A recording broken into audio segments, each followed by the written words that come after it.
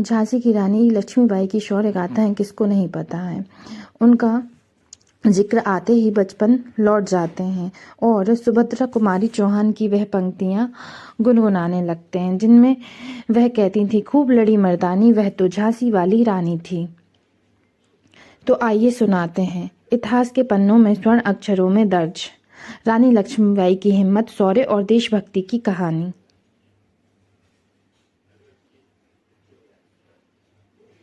उन्नीस नवंबर 1828 वाराणसी जिले के भदेनी मोरपंथ ताब में घर में एक बच्ची का जन्म हुआ। उस बच्ची का नाम रखा गया मणिकर्णिका।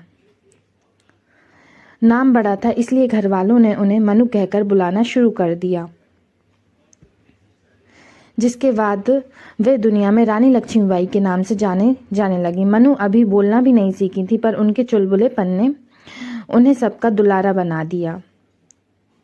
देखते ही देखते कब वह 4 साल की हो गई किसी को नहीं पता चला। फिर अचानक एक दिन उनके सिर से माँ भागीरथी बाई का साया हट गया। उन्होंने हमेशा के लिए अपनी आंखें बंद कर ली थीं।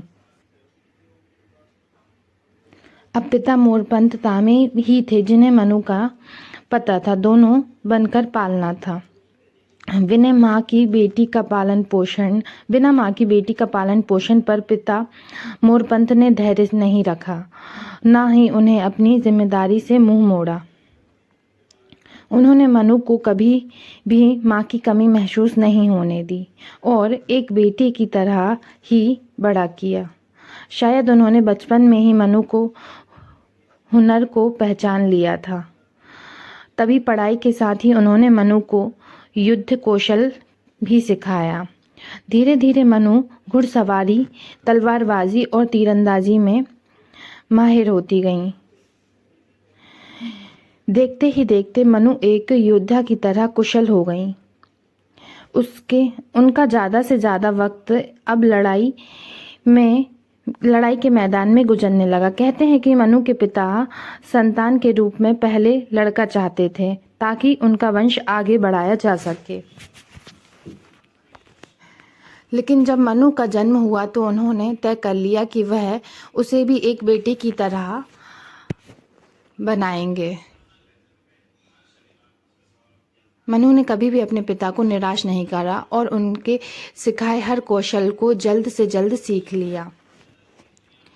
इसके लिए वह लड़कों के सामने मैदान में उतरने भी तैयार थी। उनको देखकर सब उनके पिता से कहते थे कि तुम्हारी बिटिया बहुत ही खास है और ये आम लड़कियों की तरह नहीं है, बिल्कुल भी नहीं है।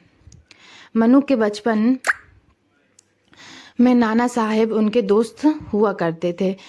वैसे तो दोनों में उम्र की काफ़ी अंतर था। नाना साहेब मनु से लगभग 10 साल बड़े थे, लेकिन उनकी दोस्ती के बीच कभी उम्र का अंतर नहीं आया था। नाना साहब और मनु के साथ एक शख्स और था जो अक्सर इन दोनों के साथ रहता था और उस शख्स का नाम था तात्या टोपे। बचपन में से ये तीनों एक साथ खेलते थे और युद्ध प्रतियोगिता में भी एक साथ ही भाग लिया करते थे। माना जाता है कि रानी लक्ष्मीबाई ने जब पहली आज़ादी की जंग लड़ी थी तब भी इन दोनों ने उनको कंधे से कंधे मिलाकर साथ दिया था। मनु बचपन से ही ये मानती थी कि वह लड़कों के जैसे शौर्य काम कर सकती हैं। एक बार उन्होंने देखा कि उनके दोस्त नाना एक हाथी पर घूम रहे हैं। हाथी को देखकर उनके अंदर भी हाथी की सवारी की जिज्ञासा हुई। उन्होंने नाना को टोकते हुए कहा कि वह हाथी की सवारी करना चाहती हैं। इस पर नाना ने उन्हें सीधे इनकार कर दिया।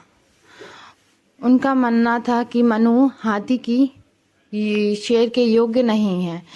ये बात मनु के दिल को छू गई और उन्होंने अपने खुद के हाथी की सवारी की और आगे जाकर जब वे झांसी की रानी तो ये बात सच साबित हुई।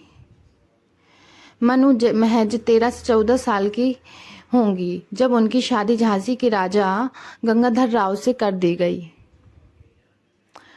उन्हें एक पुत्र की प्राप्ति भी हुई थी, लेकिन 4 महीने के अल्प आयु के बाद उसकी मृत्यु हो गई थी। अंग्रेजों से अपने राज्य को बचाने के लिए राजा गंगाधर राव ने एक बच्चे को गोद लिया। बच्चे का नाम था दामोदर राव रखा गया, लेकिन गंगाधर राव बच्चे के नामकरण के अगले ही दिन चल बसे। अपनी खुद की संतान न होने के कारण अंग्रेज हुकूमत ने रानी लक्ष्मीबाई को झांसी छोड़ने का फरमान जारी कर दिया।